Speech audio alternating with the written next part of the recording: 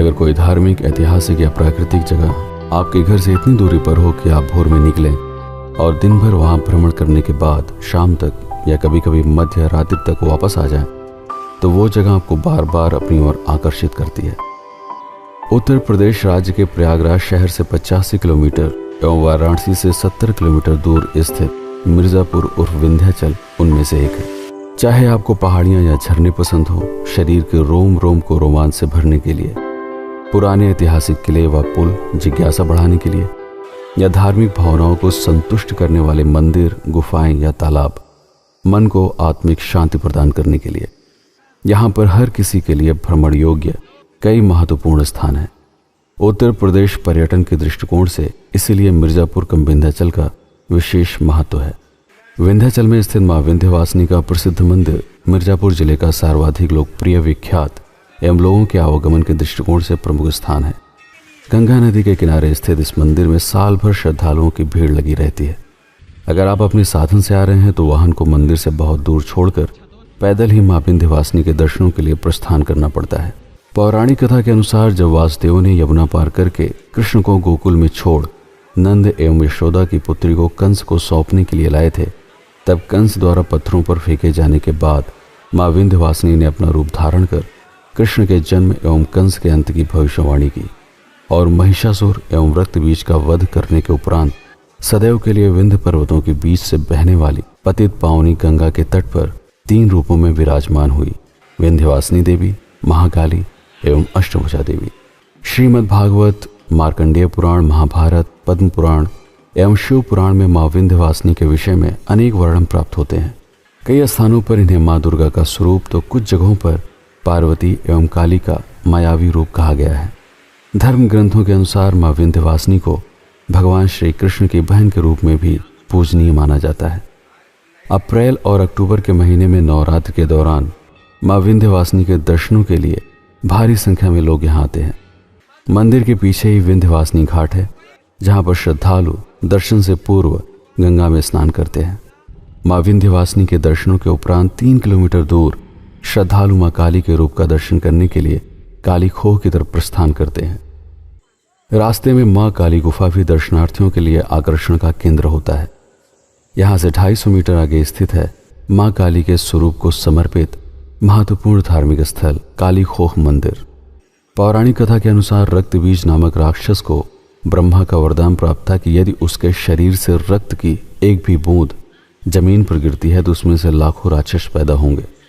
भयभीत देवताओं को रक्तबीज के उत्पात से छुटकारा दिलाने के लिए महाकाली रूप का सृजन हुआ।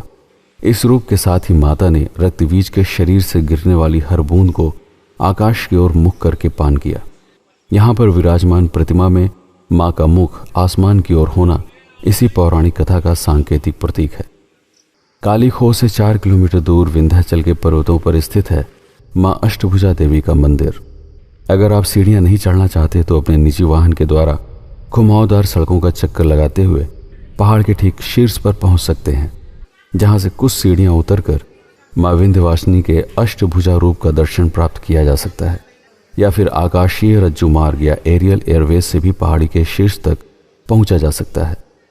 पौराणिक कथा के अनुसार ये वही रूप है जब कंस ने नंद एवं यशोदा की पुत्री को देवकी का 8वां पुत्र समझकर पत्थर पर फेंका था। तब योग माया से उस नवजात शिशु ने 8 भुजाओं वाली देवी का भयानक रूप धारण कर कंस के मन में प्राणों का भय पैदा किया था और कृष्ण के पैदा हो जाने की भविष्यवाणी हुई थी।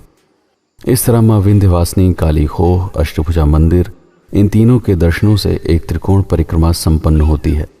इसके अलावा तारकेश्वर महादेव, शिवपुर, सीताकुंड, रामेश्वर महादेव मंदिर, श्री देवराहा बाबा आश्रम में भी श्रद्धालु दर्शनार्थ जाते हैं। मिर्जापुर रेलवे स्टेशन से 35 किलोमीटर दूर चुनार तहसील क्षेत्र में गंगा नदी के किनारे कैमूर पर्वत के उत्तरी दिशा में स्थित है मिर्जापुर का ये ऐतिहासिक किला, जिसे चंद्रकांता चुनारगढ़ या चरण दरी भी कहा जाता है।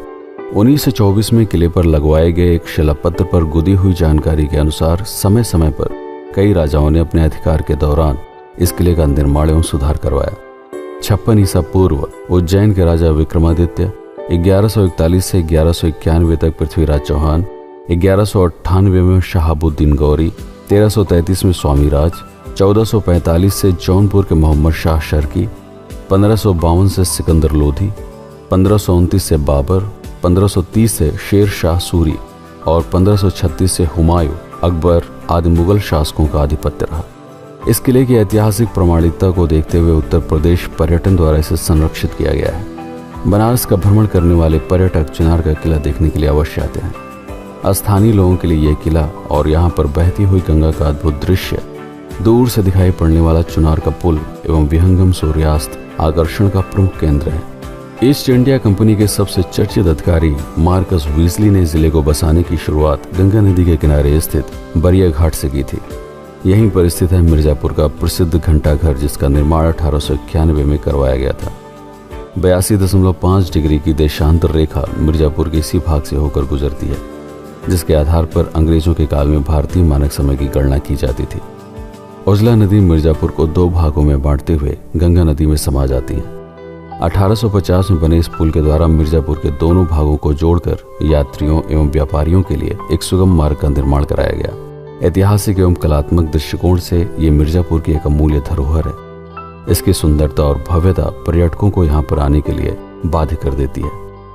पक्का घाट मिर्जापुर के अमीर व्यापारी भगवान दास उमर वैश्य द्वारा 1872 में इस घाट का निर्माण करवाया गया। यह घाट मिर्जापुर के स्थानीय लोगों के लिए एक प्रमुख भ्रमण स्थली है।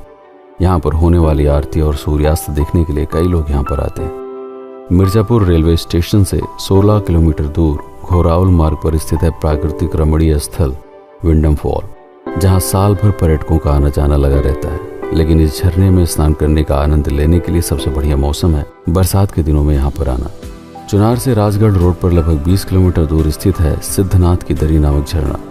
इसके अलावा सिरसी बांध, मेजा बांध, एडवा बांध, खजूरी बांध आदि भी प्राकृतिक रूप से लोगों को आकर्षित करते हैं। इस तरह मिर्जापुर उर्फ विंध्याचल अपने आप में धार्मिक, ऐतिहासिक एवं प्राकृतिक आकर्षण के कारण पर्यटन का प्रमुख केंद्र है। आशा है आपको ये वीडियो पसंद आया होगा। अगर आप प्रतापगढ़ हब पर आने वाले नवीन दर्शक हैं तो आपसे अनुरोध है इस चैनल को सब्सक्राइब कर लीजिएगा, ताकि भविष्य में अन्य जिलों के बारे में प्रकाशित होने वाले वीडियोस आपसे छूट न जाए। वीडियो को लाइक करना आपकी इच्छा पर है। सोशल मीडिया पर इसे शेयर भी कर सकते हैं। मैं हूं आपका पीके सिंह और आप देख रहे हैं प्रतापगढ़ हब। धन्यवाद।